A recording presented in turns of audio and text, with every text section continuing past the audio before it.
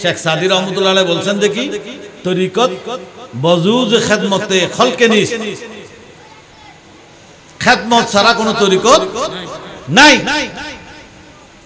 আর যখন খেদমত করে তখন বেছে বেছে খেদমত করতে পারে না, আমি অমুকের খেদমত করব, অমুকের খেদমত করব না, বেছে বেছে দেখে দেখে করতে পারে। আমাদের সাথে সম্পর্ক নাই, কিন্তু যখন আমাদের কাছে খবর আসছে অমুক মারা গেছে, সবার আগে আমরা গেছি। আমি নাম ধরে বলবো না। অনেকের সাথে আমাদের সম্পর্ক আছে আলাদা, সম্পর্ক ভালো কিন্তু আলাদা, তারাও আমাদের কাছে আসছে, আমরা তাদের কাছে গেছি। অনেকের সাথে জীবনে আমাদের আসা যাওয়া নাই, তাদের কাছেও আমরা করছি, গতকালও একটা করছি। আর বিশেষ করে মহিলা, আমাদের মহিলারা যে তর্তির মতো গোসল দিতে পারে, গ্রামে গঞ্জে যারা দিচ্ছে গোসল, আদৌ কতটুকু জানে যাচাই করলে একজন আলেম দিয়ে তখন বোঝা যেত। কারণ আমার হুজুর কাবলা যে মহিলা মাদ্রাসা বানিয়েছেন, ওখান থেকে জ্ঞানী জ্ঞানী ছাত্রীরা উঠে আসছে, যারা এখন এই কাজের মধ্যে যোগ দিয়েছে, আলহামদুলিল্লাহ।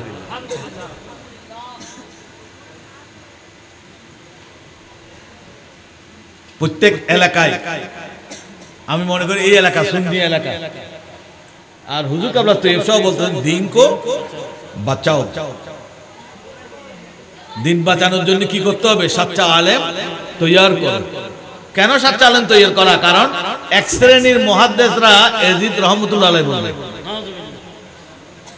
এরা কি সাচ্চা আলেম নাকি? তাহলে সাচ্চা আলেম মানে হুসাইনি আলেম, সাচ্চা মুসলমান মানে হুসাইনি মুসলমান। দেখেন কোরআন শরীফ ইয়াজিদও জানতো, ইয়াজিদ কোরআনের ব্যাখ্যাও করেছে, এমন এমন জায়গায় যখন ইমামে হুসাইন রাদিয়াল্লাহু তাআলা আনহুর মাথা মোবারক বর্ষায় অগ্রভাগে নিয়ে ইয়াজিদের সামনে আনা হয়েছিল। ইয়াজিদ সেখানে প্রথমে কতক্ষণ নাটক করেছে, রাজনৈতিক নাটক। হাইরে হাইরে হাইরে হাইরে, এই উবাইদুল্লাহ বিন জিয়াদ তুই কি করলি? তোর জায়গায় আমি হইলে ইমাম হোসেনকে এইভাবে শহীদ করতাম না। এটা হচ্ছে যে নাটক, এটা যে নাটক কেমনে বোঝা গেল? একটু পরে তাই হাতে লাঠি নিয়ে আবার ইমাম হোসেনের দাঁত মোবারকে গুঁতা মারতেছে, নাউজুবিল্লাহ। একটু আগে সে কান্নার ভান করছে, হাইরে হাইরে কি করলা, তোমার উপর অভিশাপ পড়ুক। আবার একটু পরে লাঠি নিয়ে গুঁতা মারতেছে নবীজির নাতির ঠোঁট মোবারকে, যেখানে নবীজি চুমু দিতেন, এবং গুঁতো মেরে মেরে কথা বলতেছে কোরআনের আয়াত তেলাওয়াত করে। ওই কোরআন শরীফের আয়াত আছেন না, কুলিল্লাহুম্মা মালিকাল মুলক, এই যে ক্ষমতা এগুলো দেখে আল্লাহ, এই কথাটা বুঝাচ্ছে ইয়াজিদ ইমাম হুসাইনকে গুঁতো মেরে মেরে, এই হুসাইন বলেছিল তার বাবা আমার বাবার চেয়ে শ্রেষ্ঠ, তার মা আমার মার চেয়ে শ্রেষ্ঠ, তার নানা আমার নানার চেয়ে শ্রেষ্ঠ, সে আমার চেয়ে শ্রেষ্ঠ। হ্যাঁ, তার বাবা আর আমার বাবার মধ্যে ফয়সালা হয়ে গেছে, মুমিনরা ফয়সালা করে দিয়েছে, আমার বাবার পক্ষে রায় দিয়েছে। তার মা আমার মার চেয়ে শ্রেষ্ঠ, এতে কোনো সন্দেহ নাই। তার নানা যে আমার নানার চেয়ে শ্রেষ্ঠ, এটা সব মুসলমানের আকীদা, ঠিক আছে। কিন্তু হোসেন তুমি বুঝো নাই, হোসেন বুঝে নাই। সে বুঝছে কি? কোরআনের আয়াত, ওই কুলিল্লাহুম্মা মালিকাল মুলক, ক্ষমতা যেটা আল্লাহ দেয় এটা সে বুঝে নাই। অর্থাৎ এত কিছু করার পর ক্ষমতাটা যে ইয়াজিদের কাছে আল্লাহ দিয়েছে, এটা সে কোরআন আয়াত দিয়ে ব্যাখ্যা করার চেষ্টা করছে। তাহলে বোঝা যায় কোরআন শরীফের একটা হুসাইনি ব্যাখ্যা আছে আর একটা ইয়াজিদি ব্যাখ্যা আছে। এই ইয়াজিদি ব্যাখ্যার কারণেই আজকে এতগুলো দল উপদল সৃষ্টি হয়েছে। আর ওই ইয়াজিদি আলেমরাই আজকে ইয়াজিদকে রহমতুল্লাহ আলাইহি বলতেছে।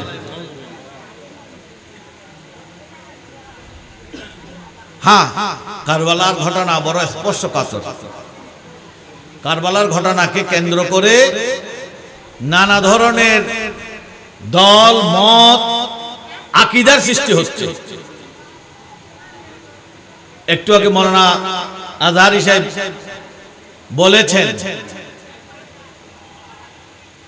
রাসূল করিম সাল্লাল্লাহু আলাইহি ওয়াসাল্লাম আমাদেরকে বিদায় হজ্জের সময় সতর্ক করে দিয়েছেন, পিতার দোষের জন্য পুত্রকে দায়ী করা যাবে না, পুত্রের দোষের জন্য পিতাকে দায়ী করা যাবে না। এখন কেউ কেউ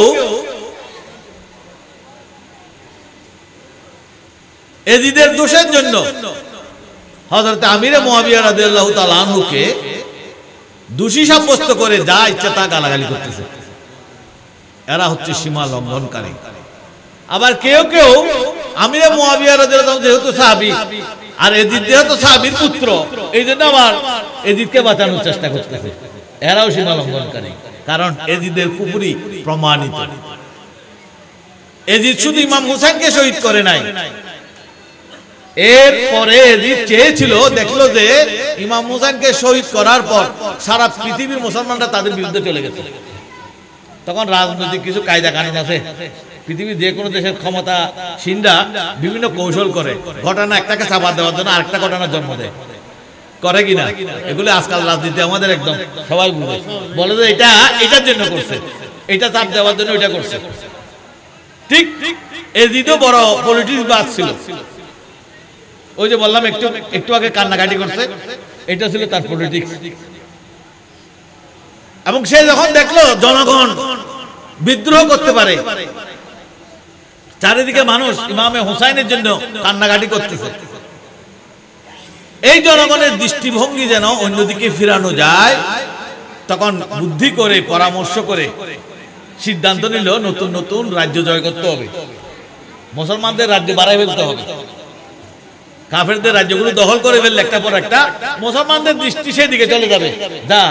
যা হোক, এই যেভাবে ক্ষমতা আসুক না কেন মুসলমানের উপকার করতেছে, ক্ষমতায় যেমনি আসি না কেন কিছু ভালো কাজ করলে আমি ডাকাত, বড় ডাকাতি করে হাজার হাজার কোটি টাকার মালিক হয়ে একসময় আমি এলাকায় চেয়ারম্যানে দাঁড়াই গেলাম। এরকমও হয় না অনেক জায়গায়? তো কিছু ভালো কাজ করলে মানুষ ওগুলি আগেরগুলো সব ভুলে যাবে। এদিন সে নতুন নতুন রাজ্য বিজয়ের জন্য দায়িত্ব দিল এবং একের পর এক রাজ্য জয় করতেছে। 2 বছর পর্যন্ত খালি রাজ্য জয়, কিন্তু মানুষ ইমাম হুসাইনের উপর যে জুলুম হয়েছে সেটা ভুলে না, এবং এজিদের প্রতি একটু ভালোবাসা তারা সৃষ্টি করতে পারেনি। শেষ পর্যন্ত দেখলো এমনি হবে না, মদিনা শরীফে বিদ্রোহ এজিদের বিরুদ্ধে। কারণ মদিনা শরীফের গভর্নর একটা প্রতিনিধি দলকে এজিদের কাছে পাঠাইছিল, এজিদের দরবারে যাবে, সবকিছু নিজে দেখে আসো, তোমরা শোনা কথা বলিও না, নিজে গিয়ে দেখে আসো এজিদ ভালো না খারাপ। তো দেখার জন্য পাঠাইছে এখান থেকে পয়সা করে খরচ করে। এজিদ তাদেরকে খুব আপ্যায়ন করলো,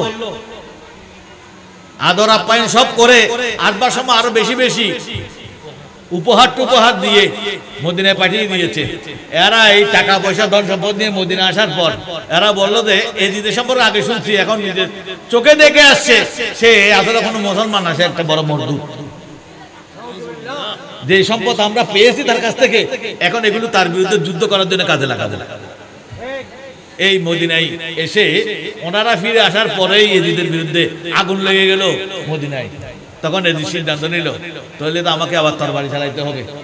আর এই জন্যই মদিনা শরীফকে অবরুদ্ধ করে মসজিদে নববীতে গরু গাধা বেঁধে আযান নামাজ ইকামত বন্ধ করে দিয়ে 3 দিন 4 দিন পর্যন্ত মসজিদে নববীতে যে অপবিত্রতা করেছে, বহু সাহাবীকে শহীদ করেছে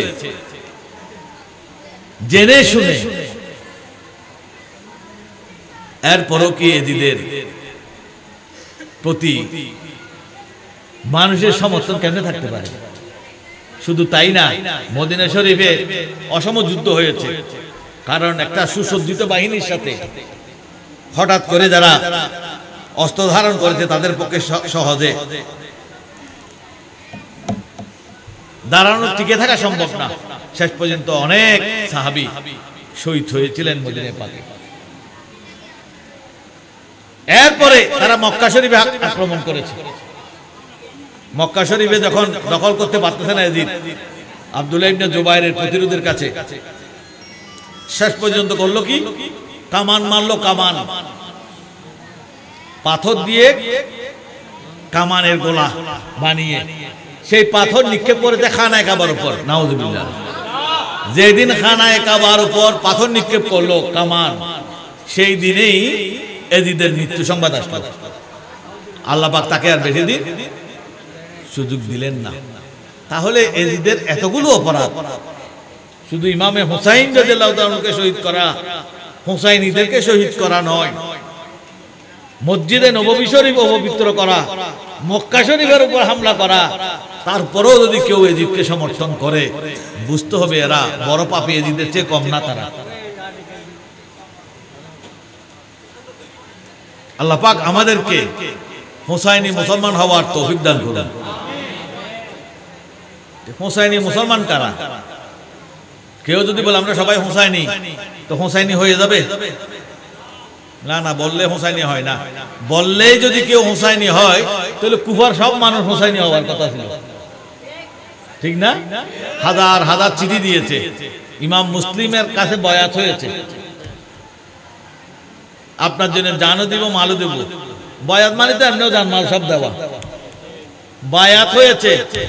আর যখন ওবায়দুল্লাহ বিন জিয়াদের ক্ষমতার দাপট দেখাইলো, হুমকি দিল, তখন বায়াত টায়াতের কথা আর খবর নাই। ইমাম মুসলিমকে রেখে তারা সরকারি দলে চলে গেল সবাই। তারা কি হুসাইনি? না, তারা হুসাইনি দাবিদার। তো হুসাইনি কারা? ওই কারবালার ময়দানের ৭২ জন, যাদেরকে ইমামে হুসাইন রাদিয়াল্লাহু তাআলা আনহু চলে যেতে বলছেন যে আমি ইয়াজিদের শত্রু, ইয়াজিদ আমাকে চায়, তোমাদেরকে চাই না, তোমাদের সাথে ইয়াজিদের কোনো শত্রুতা নাই, সুতরাং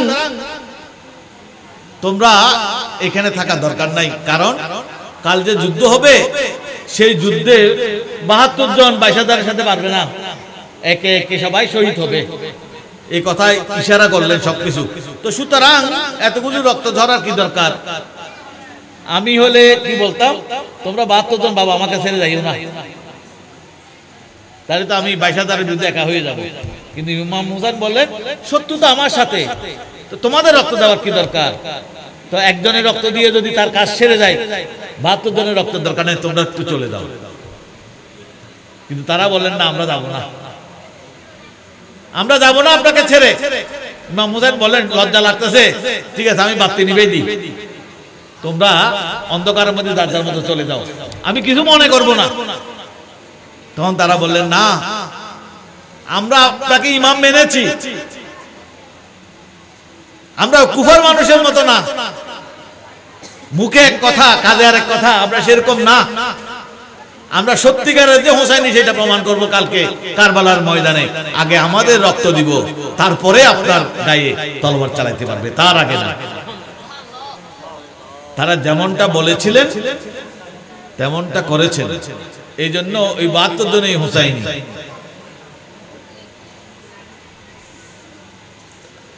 তো আমাদেরকে বুঝতে হবে হুসাইনির দাবিটা খুব সহজ, কিন্তু হুসাইনি হিসেবে টিকে থাকা বড় কঠিন। হুসাইনিদের চরিত্র মানে ওয়াদা রক্ষা করা। হুসাইনিদের কাজ কি? ওয়াদা রক্ষা করা। মুখে যেটা বলবে জান গেলেও সেখান থেকে ফিরে আসতে পারবে না, তাদের নাম হুসাইনি। হুসাইনি মানে ইস্তেকামত, আমি যার হাতে বায়াত হয়েছি তার জন্য জীবন দিব,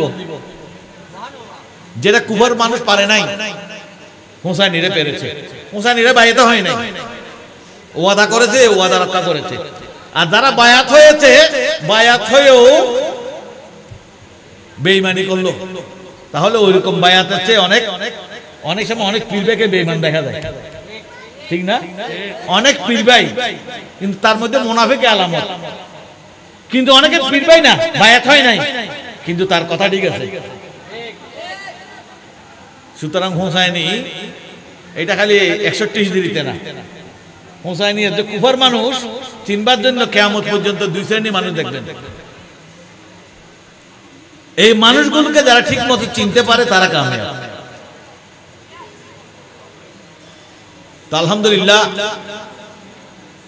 আজকে আপনারা যারা এই মাহফিল আয়োজন করেছেন, আমি বিশ্বাস করি আপনারা সবাই হোসাইনি মুসলমান। আইবু নাইবে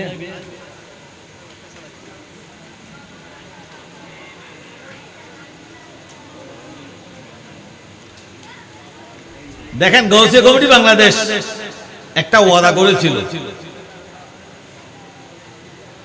কি ওয়াদা করেছিলাম আমরা বলছিলাম যে বাংলাদেশে কেউ মারা গেলে করোনায় তাদের দাফনের দায়িত্ব গৌসিয়া কমিটি পালন করবে, ঠিক কিনা? আমরা ওয়াদা রক্ষা করতে পেরেছি কিনা আপনারা বলেন। এটাই হোসাইনি মুসলমানের কাজ। আমরা 2 নম্বরই করি নাই, যে মানুষকে আশ্বাস দিলাম, বাহাবা নিলাম সস্তায়, তারপরে পালায়ে গেলাম, সেরকম করে নাই গৌসিয়া কমিটি। বরং সরকারি অফিসাররা আমাদেরকে বারবার অনেকে ভয় দেখিয়েছে যে এটা করলে এটা হবে, এটা করলে এটা হবে, আমাদেরকে পরীক্ষা করতেছে, কারণ ওনারাও বুঝতেছেন এটা কি জিনিস, ওনারাও ভয়ের মধ্যে আছে। কিন্তু আমরা অটল ছিলাম, আমরা বলছি যে কত কত ভয়ের বিষয় আছে, সবকিছু জেনে আমরা আসছি, আমরা এই কাজটা করব। আমরা নিয়ত ভালো ছিল, মানুষের উপকার করব। মানুষ তো যারা মরবে তাদের মধ্যে তো আমিও মরতে পারি, তো কেউ যদি কারো জন্য না নামে, একজন মানুষ মারা গেলে তার দায় দায়িত্ব আর থাকে না, সে তো মরে গেছে। দায় দায়িত্ব কার? যারা বেঁচে আছে তার যদি ঠিক মতো দাফন না হয়, ঠিক মতো জানাজা না হয়, গোসল কাফন না হয়, গুনাহগার কি যে মারা গেছে তিনি হবেন নাকি যারা বেঁচে আছেন তারা হবেন? আলহামদুলিল্লাহ গৌসিয়া কমিটি বাংলাদেশ সকল মুসলমানদেরকে শুধু ইজ্জত বাঁচায় নাই, যেটা তাদের উপর ফরজ ছিল, গৌসিয়া কমিটি সেই দায়িত্ব পালন করেছে। আজকে প্রতিদিন মানুষের অক্সিজেন লাগতেছে, সবাই ফোন করতেছে গৌসিয়া কমিটিকে, কারণ মানুষ জানে যে এই দুর্যোগে একমাত্র গৌসিয়া কমিটি এই কাজের জন্য নেমে গেছে। পুরুষ বলেন, মহিলা বলেন, হিন্দু বলেন, মুসলিম বলেন, খ্রিস্টান বলেন, ওই চাকমা মারমা বলেন, আলহামদুলিল্লাহ সবার বিশ্বাসের জায়গা হয়ে গেছে এখন কি গৌসিয়া কমিটি বাংলাদেশ। আল্লাহ পাক আমাদেরকে খেদমত করবার তৌফিক দান করুন। দেখেন, আমরা এই কাজটা করতে গিয়ে কোথাও কোনো চাঁদাবাজি করি নাই। মানুষ অনেকে আমাদের ছেলেদেরকে একটু এক ওয়াক্ত ভাত খাওয়াইতে চাইছে, ভাত খায় না। সাতকানিয়া এক লোক আমাকে ফোন করতেছে, ভাই আপনি না বললে এরা ভাতও খাবে না। কোথায়? সাতকানিয়া লাশ নিয়ে গেছে। আমি বললাম এই লোকটা খুশি হবে, ভাত খাওয়া না মানা, আমাদের কিছু নেওয়া মানা, খাওয়া মানা। এইভাবে আমরা দীর্ঘদিন আমরা এই খেদমতটা করেছি, যেটা কারো পক্ষে করা সম্ভব নয়। এটা আমাদের চট্টগ্রাম জেলা আইনজীবী সমিতির সেক্রেটারি আমাকে বললেন, আপনারা গাড়ি দিচ্ছেন, টাকা নিচ্ছেন না, এটা কিভাবে সম্ভব? এটা তো করা সম্ভব হবে না। আমরা আমাদের আইনজীবীদের জন্য গাড়ি, আমরা আইনজীবীদেরকে তো আমরা ফ্রি দিই না। যেমন সিটি কর্পোরেশনের গাড়ি আছে, এগুলো ফ্রি দেয় না। কিন্তু গৌসিয়া কমিটি গত বছর সেই এপ্রিল, মে, জুন থেকে আরম্ভ করে ডিসেম্বর পর্যন্ত যেখানে গেছে বাংলাদেশের একটা টাকাও নেয় না, একটা টাকাও নেয় না, গাড়ির ভাড়াও নেয় না, তেলও নেয় না। কিন্তু পরে দেখলাম যে না, এত ফ্রি পাওয়ার পরে অনেক লোক অপব্যবহার আরম্ভ করে দিয়েছে। শহরে যাওয়ার ইচ্ছা হয়েছে, গৌসিয়া কমিটির গাড়ি কল দিচ্ছে, কোনো অসুখ টসুখ নেই, গাড়িতে করে গিয়ে মাঝখানে সবাই চার দোকানে কতক্ষণ আড্ডা মারলো। আমাদের ড্রাইভার তাজ্জব, কিরে এরা তো শহরে যাওয়ার জন্য গাড়ি কল দিছে। এইবারও এরকম একজন, সে যাচ্ছে পরীক্ষা করার জন্য, জায়গায় জায়গায় চা খাচ্ছে, বিড়ি খাচ্ছে। মিস ইউজ করার কারণে আমরা এখন একটু টাইট দিয়েছি যে শুয়ে যেতে হবে, বসে যেতে পারবে না, তার জন্য তো অ্যাম্বুলেন্সের দরকার নেই, ঠিক কিনা? সে একটা সিএনজিতে করে চলে যেতে পারে। এমন পরিস্থিতির কারণে বর্তমানে আমরা কিছু জিনিস একটু যাচাই বাছাই করতেছি। না হয় আমরা একাধারে ফ্রিতে সব কাজ করছিলাম, যদিও বা আমরা কারো কাছ থেকে চাঁদাও তুলি নাই, তবে আমাদের কোনো অসুবিধাও হয় নাই। কারণ আমরা বিশ্বাস করি, আমার হুজুর কাবলা বলেছেন, হাত পা হিলাও গায়েব সে মদত হোগা। শ্রী কুটি রহমতুল্লাহ আলাইহি যেমন বলেছিলেন, জামিয়া বানানোর পর সবাই যখন চিন্তা করতেছে এত বড় একটা মাদ্রাসা হয়ে গেছে, প্রতিদিন এত খরচ আছে, কেমনে চলবে, এটা নিয়ে যখন একটু পেরেশানি সবার মধ্যে, তখন শ্রী কুটি রহমতুল্লাহ বলেন, তোমাদের এত পেরেশান হওয়ার দরকার নাই, কারণ আমার সাথে মদিনাওয়ালা সব কথাবার্তা হয়ে গেছে, যখন যা লাগবে ওখান থেকে পাঠাই দিবে। আমাদের এসবিপি সাহেব যেমন 12,000 টাকা স্যাংশন করা হয়েছিল সেই সময়, ডেইলি 12,000 টাকা। 12,000 মানে এখনকার 12,000 না, 12,000 দিয়ে কি হবে? 12,000 তো এখন প্রত্যেকটা ঘরের মধ্যে খরচ হয় না। তখনকার 12,000 যখন 1,000 টাকা দিয়ে শহরও একটা জায়গা পাওয়া যেত। যেখানে জামিয়া বানানো হয়েছে ওখানকার একখানি জায়গার দাম ছিল তখন 1,000 টাকা। সেই সময়ে 12,000 টাকা ডেইলি মদিনাওয়ালা স্যাংশন করছেন জামিয়া আমাদের শুনিয়ে জন্য। তো এখন দেখতেছি শুধু জামিয়ার জন্য না, গাউসিয়া কমিটি কারো ঘরে ঘরে যায় নাই, বিকাশ নম্বর দিয়ে টাকা চাঁদাবাজি করে নাই, অ্যাকাউন্ট নম্বর ফেসবুকে দিয়ে চাঁদাবাজি করে নাই, কিন্তু আল্লাহ দিলে আমাদের কাজ করতেও কোনো অসুবিধা নেই, যদ্দূর প্রয়োজন তদ্দূর আসতেছে। সুতরাং মনোবল থাকতে হবে, খুলুসিয়ত থাকতে হবে, উদ্দেশ্য দ্বীন হওয়া লাগবে। দুনিয়া যদি উদ্দেশ্য হয়ে যায়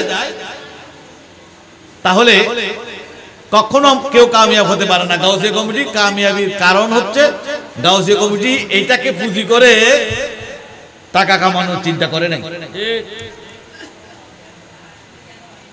আলহামদুলিল্লাহ আমরা আজকে 2-3 দিন পর আমরা আরো একটা অ্যাম্বুলেন্স রেডি, এখন আশা করি সোমবার দিন আমরা উদ্বোধন করব। এটা সৌদি আরবের ভাইরা পাঠিয়েছে। আপনারা দেখেছেন কয়েকদিন আগে আমরা এমন একটা জিনিস দেখাইছি দুনিয়াকে, বাংলাদেশকে না সারা পৃথিবীর জন্য। এটা সাংবাদিকরাও বলতেছে পৃথিবীর কোথাও নাই, ডিসি সাহেব বলতেছে এই ধারণা তো পৃথিবীর কোথাও নাই। আমি নিজেও পৃথিবীর বিভিন্ন জায়গায় নক করে দেখলাম নাই। সেটা হলো ভ্রাম্যমান গোসলখানা, অ্যাম্বুলেন্সের ভিতরে গোসল করানো, কারণ লাশের গোসল। এই কোভিডে আপনারা গ্রামে যারা আছেন হয়তো টেরো পান নাই কোন দিকে কোভিড আসছে, কোন দিকে চলে গেছে। কিন্তু শহরে অবস্থা এমন হয়েছিল, বিরাট বিরাট বিল্ডিং, বিল্ডিং এর মালিক মারা গেছে, তার লাশ গোসল দেওয়ার জন্য জায়গা নাই, তার বিল্ডিং এ তাকে ঢুকাতে দিচ্ছে না। না না না, এখানে আসলে সবাই আবার বিল্ডিং তার বিল্ডিং এ তার ঢুকার সুযোগ নাই। আমরা লাশ নিয়ে নিয়ে ঘুরেছি শহরে শহরে। রাত 2টা বাজে ওসি রহমান সাহেবের বাড়িতে নিয়ে একটা দুই ফেলছে, কেউ জানে না। সকালে বুঝতেছে তারা এখানে লাশ দেওয়া হয়ে গেছে। জামিয়ার মাঠে গিয়ে এক জায়গায় একটা দিয়ে ফেলছি, সকালে সবাই খুঁজতেছে কে লাশ দিল। এরকম করে আমরা জায়গায় জায়গায় দেখলাম যে হাইরে হাইরে হাইরে, জীবিত মানুষের চেয়ে মরা মানুষের সম্মান বেশি। কিন্তু দেখা গেল যে না, আমরা মরার পর দে আমাদের গোসলটা কোথায় দিবে তার জন্য আমাদের কোনো চিন্তা নাই। অথচ শহরে এক একটা ফ্ল্যাটের মধ্যে 4টা গোসলখানা আছে, 3টা গোসলখানা আছে, আর গোড়া বিল্ডিং এর মধ্যে একটা গোসলখানা নাই মরার পরে গোসল দেওয়ার জন্য। একটা খ্রিস্টান মারা গেছে কলিকাতার মহিলা, আমাকে ফোন করলো, পরে আমরা সবকিছু করে দিলাম। তো ওই মহিলার পুত্রবধূ উনি বক্তব্য রাখতেছেন যে অমুক হাসপাতালে 12 লাখ টাকা বিল দিলাম আমার শাশুড়ির জন্য, কিন্তু আমি গোসল দেওয়ার জন্য জায়গা পেলাম না। তো 12 লাখ না, এরকম 20 লাখ, 10 লাখ, 15 লাখ, 20 লাখ বিল নিচ্ছে, একটা হাসপাতালও গোসল দেওয়ার জায়গা নেই।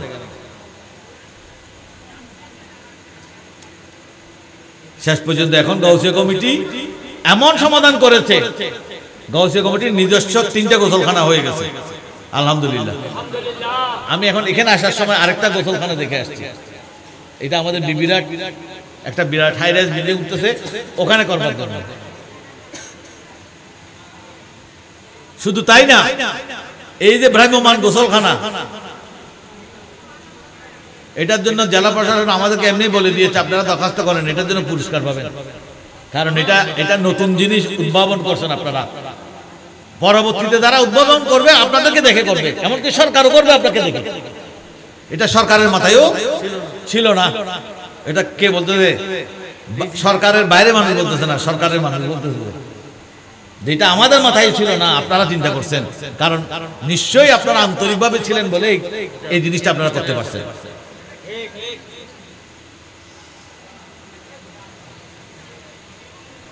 আমরা আপনারা চিন্তা করে দেখেন, এখানে সব মুরব্বী মানুষরা যারা আছেন, অবস্থা এমনের দিকে চলে গেছিল, আমি নিজে অনেক চিন্তা করতাম, হাই হাই আস্তে আস্তে মানুষ, একজন মানুষ মারা গেলে কে গোসল দিবে, অমুক জায়গায় অমুক আছে, অমুক জায়গায় অমুক আছে, হাত এখন 1-2 মানুষ।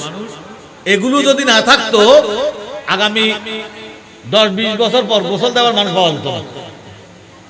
আর বর্তমানে মহিলা তো আরো বেশি অভাব। যারা গোসল দিচ্ছে আসলে গোসল দিতে জানে কিনা একটু পরীক্ষা করলে বোঝা যেত। কিন্তু আলহামদুলিল্লাহ গাউসিয়া কমিটি এমন একটা কাজ, এমন একটা সংস্কার করেছে, এখন গোসল দিতে বুড়ো মানুষ না, আমাদের গোসল টিমের মধ্যে যেগুলো আছে আপনি দেখতে তাজ্জব হয়ে যাবেন। আমি আজকে কাকে জানি বললাম, কিশোর গ্যাং একটা আছে না, আমি বলি আমাদের গুলো কিশোর গ্যাং। তোমাদের কিশোর গ্যাং দেখলে সমাজের মানুষ ভয় পালায়, আর আমার কিশোর গ্যাং দেখলে তারা আসো আসো ভাই একটু বুক মিলাই।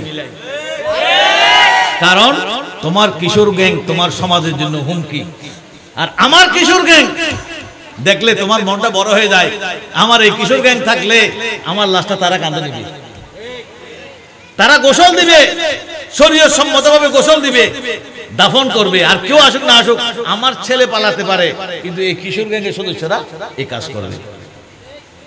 গাউসিয়া কমিটি এই দাফন কাজে যারা অংশগ্রহণ করতে, আমি দেখতে এখানে বুড়ো মানুষ নাই, সব স্কুল কলেজের ছেলে পেলেরা, মহিলাদের মধ্যে যারা গোসল, সব কলেজের মেয়েরা, মাদ্রাসার মেয়েরা। এটা একটা বড় পরিবর্তন এসে গেছে এই সমাজে। এই পরিবর্তনের কারণে ভবিষ্যতে আরো বহু বছর মানুষ মারা গেলে গোসলের কোনো সমস্যা আর হবে না। গাউসিয়া কমিটি খবর পেলেই হয়ে যাবে।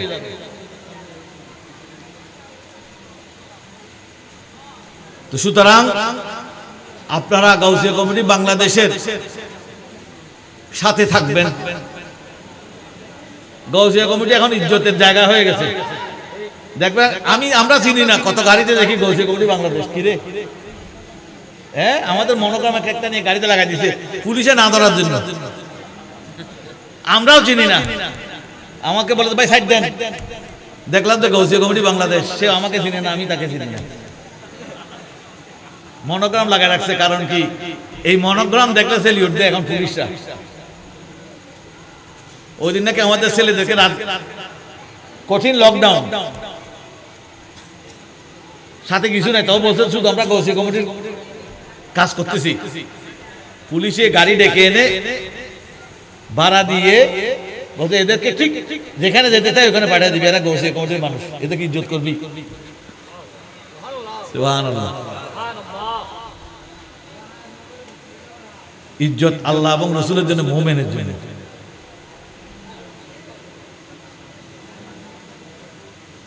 আমি গৌসি কমিটির ভাইদেরকে বলবো, এই ইজ্জতটা আসছে মানুষের সেবা করার কারণে। সুতরাং মানুষের সেবা করার নামই তরিকত। শেখ সাদি রহমতুল্লাহ আলাইহি বলছেন দেখি, তরিকত বজুজ খেদমতে খলকে নিস, খেদমত ছাড়া কোনো তরিকত নাই। আর যখন খেদমত করে তখন বেছে বেছে খেদমত করতে পারে না। আমি অমুকের খেদমত করব, অমুকের খেদমত করব না, বেছে বেছে দেখে দেখে করতে পারে। আমাদের সাথে সম্পর্ক নাই, কিন্তু যখন আমাদের কাছে খবর আসছে অমুক মারা গেছে, সবার আগে আমরা গেছি। আমি নাম ধরে বলবো না।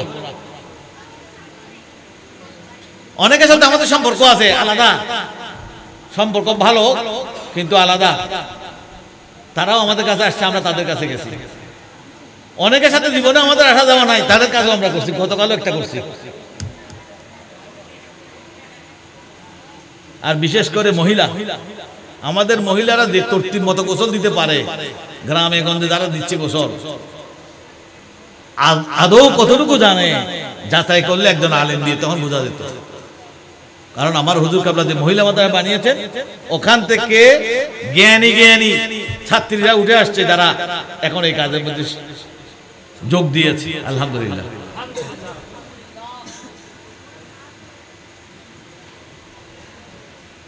প্রত্যেক এলাকায়, আমি মনে করি এই এলাকা সুন্নি এলাকা,